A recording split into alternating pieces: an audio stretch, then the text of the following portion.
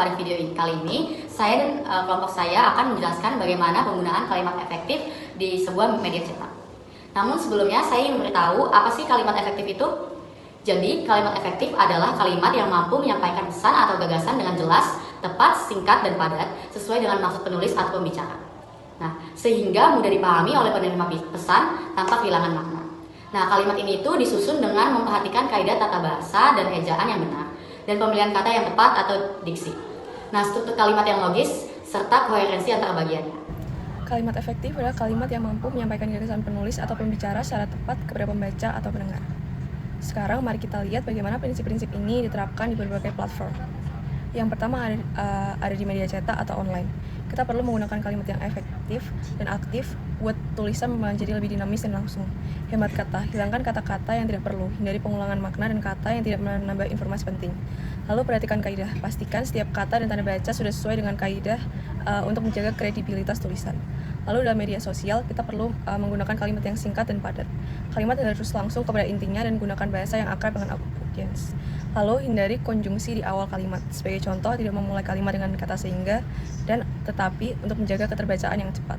Kelogisan, meskipun singkat, pesan harus tetap logis dan mudah dicerna. Lalu dalam ruang publik, pidato atau iklan, kita perlu menggunakan kalimat yang sederhana dan kuat buat kalimat yang mudah diucapkan dan diingat. Gunakan struktur subjek predikat yang jelas.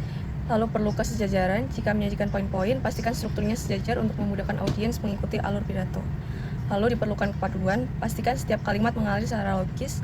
Perhatikan hubungan antara satu kalimat dengan kalimat berikutnya agar pesan tidak terputus dan tersampaikan dengan jelas. Dalam kehidupan sehari-hari, kita sering menemukan kalimat yang sebenarnya tidak efektif, baik di media cetak, media sosial, maupun di ruang publik. Berikut ini contoh-contoh dari media-media berikut. Pertama, di media cetak, kalimat seperti, "Para hadirin sekalian, kami semua mengucapkan terima kasih yang sebesar-besarnya." Itu merupakan kalimat tidak efektif, karena kata-katanya berulang. Kita cukup menuliskan seperti, "Hadirin, kami mengucapkan terima kasih." Yang kedua, di media sosial, postingan seperti, "Guys, ayo kita semua bersama-sama ikut gabung berpartisipasi di acara ini." Kalimat tersebut terlalu panjang. Akan lebih efektif kalau kita menuliskan kalimat tersebut menjadi, "Ayo kita ikut berpartisipasi di acara ini." Yang ketiga, di ruang publik, tulisan seperti "Dilarang keras untuk tidak merokok di area ini" akan membuat pembaca menjadi bingung. Akan lebih jelas kalau ditulis menjadi, "Dilarang merokok di area ini." Dari ketiga contoh tadi, terlihat bahwa kalimat efektif membuat pesan menjadi lebih singkat, jelas, dan mudah dipahami. Untuk selanjutnya, saya akan memberikan contoh lain dari penerapan kalimat efektif untuk yang pertama adalah media cetak.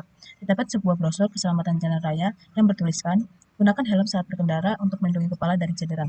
Kalimat ini efektif karena langsung menyampaikan pesan penting tanpa kata bertele-tele. Begitu juga dalam iklan majalah yang jelas tercetak, diskon 50% untuk semua produk hingga 30 September 2025. Informasi menjadi padat, jelas, dan tidak membingungkan pembaca. Untuk yang kedua adalah media sosial. Terdapat akun resmi pemerintah desa yang memunculkan unggahan, jangan buang sampah sembarangan, jagalah kebersihan lingkungan kita bersama. Kalimat ini mudah dipahami semua lapisan masyarakat karena sederhana dan lugas. Sementara itu terdapat sebuah akun media sosial komunitas kesehatan yang dipasangkan pengumuman, hari ini ada layanan kesehatan gratis di Balai Desa pukul 8.00 hingga 12.00. Ayo datang dan periksa kesehatanmu. Postingan ini efektif karena menyebutkan apa kegiatan, di mana tempatnya, dan kapan waktunya. Dan untuk yang terakhir adalah publik. Terdapat spanduk atau papan informasi. Di halaman rumah sakit, terpampang spanduk dengan tulisan, dilarang merokok di area rumah sakit. Pesannya jelas, singkat, dan tegas. Sementara di sebuah terminal ada papan bertuliskan, harap antri dengan tertib demi kenyamanan bersama.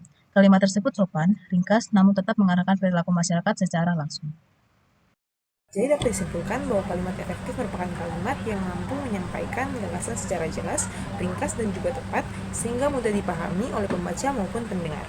Kalimat efektif ditandai oleh kesesuaian dengan kaidah bahasa, ketepatan pilihan kata, serta keterpaduan struktur. Dengan memahami dan menerapkan kalimat efektif, kita dapat meningkatkan kualitas komunikasi, baik dalam bentuk lisan maupun tulisan. Semoga penjelasan kami ini memberikan manfaat dan menambah pemahaman kita mengenai pentingnya penggunaan kalimat efektif dalam kehidupan sehari-hari. Terima kasih atas perhatian kalian semua. Sampai bertemu kembali pada kesempatan berikutnya.